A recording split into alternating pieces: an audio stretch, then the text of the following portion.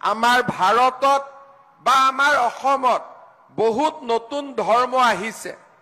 এতিয়া আমাৰ মনত প্ৰশ্ন হ'ল, এই ধৰ্মবিলাক অহাৰ আগতে কাৰ্বি সমাজ কেনেকে জীয়াই আছিল?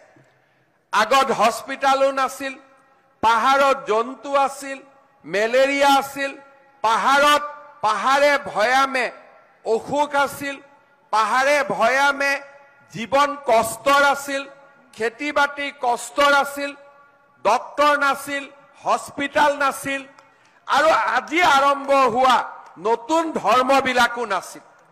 যদি আজি নতুন ধৰ্মবিলাক ৫,০০০ বছৰ ৩,০০০ বছৰ আগত থাকিলেহেঁতেন, তেতিয়াহ'লে আমি ক'লোহেঁতেন যে সেই ধৰ্মসমূহৰ কাৰণে আমি জীয়াই আছিলোঁ। কিন্তু সেই ধৰ্মবিলাক কাৰ্বি আংলঙত কিমান দিন আগত আহিলে? ৫০ বছৰ ৬০ বছৰ। কাৰ্বিসকলৰ পুৰণা যদি বৈশিষ্ট্য চাব যাওঁ, কাৰ্বি জাতি ৫,০০০ বছৰ পুৰণা।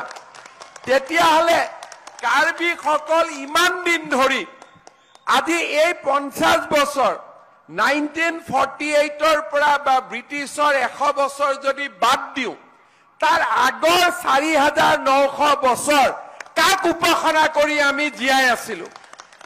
যদি এই প্ৰশ্নৰ যদি আমি উত্তৰ বিচাৰো, তেতিয়াহ'লে আমাৰ মনত এটাই আমাৰ উত্তৰ আহিব যে আমি জীয়াই আছিলোঁ আমাৰ সংহাৰী ধৰ্মক পালন কৰি, আৰণ-বাৰী মত পালন কৰি। সেয়ে মই আপোনালোকক অনুৰোধ জনাওঁ যে গছৰ যেনেকে শিপা শক্তিশালী হৈ থাকিব লাগিব, কাউন্সিলে কিমান পাৱাৰ পালে, কিমান নাপালে, কিমান ৰাস্তা বনালো, কিমান নাপালো, সি আধুনিকতাৰ প্ৰমাণ দিব। কিন্তু কাৰ্বি সমাজক যদি কোনোবাই যুগ যুগ ধৰি জীয়াই ৰাখিব, সেয়া হৈছে আৰণ-বাৰীম আৰু সংহাৰী ধৰ্মই। আৰু সেইকাৰণে আপোনালোকে এই ধৰ্মৰ গৱেষণা, এই ধৰ্মৰ উপাসনা, এই দুইটাই যাতে আপোনালোকে আগুৱাই লৈ যায়, তাৰ বাবে মই পুনৰ এবাৰ আপোনালোকক আহ্বান জনাম।